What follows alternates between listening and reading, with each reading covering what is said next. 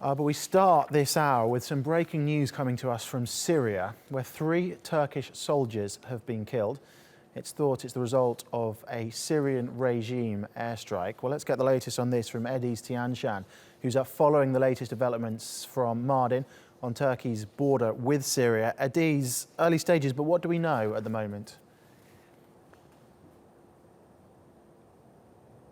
Well, Paul, this marks the second deadliest incident for the Turkish soldiers in Syria who are backing the FSA fighters there as part of the Operation Euphrates Shield. As you know, they're trying to gain control of the northern border area, especially against Daesh and YPG as well. But earlier today, just between 3 to 4 a.m. local time, just before dawn, a group of Turkish soldiers were targeted, and they didn't know exactly which direction or from which group this fire came from. They believed it was initially a rocket fire. And in that incident, 3 Turkish soldiers at this point were killed and 10 more were wounded. And only moments ago, literally 5 minutes ago, we've heard from the Turkish military. In a written statement, they said that this attack was carried out by aircraft that is believed to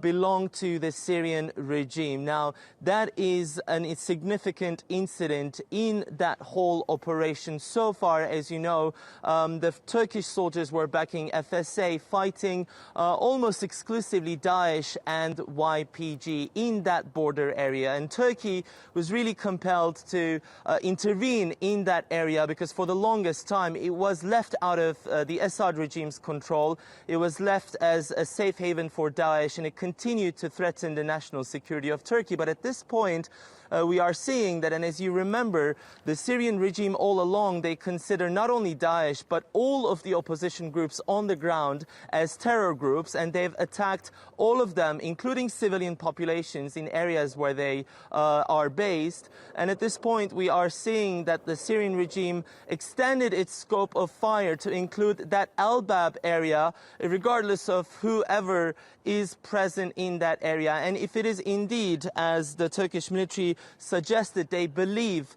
belongs to the Syrian regime, if it was their aircraft that killed at least 3 soldiers as of this morning, this is going to further complicate the situation on the ground, and it could potentially mean a big confrontation between Turkey and the Syrian regime.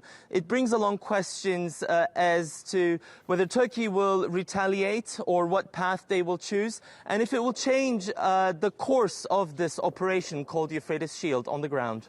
Yes, it is, as you say, a significant incident, and we'll follow here on TRT World how it develops over the next few hours and days. Ediz Tiyansan, thank you.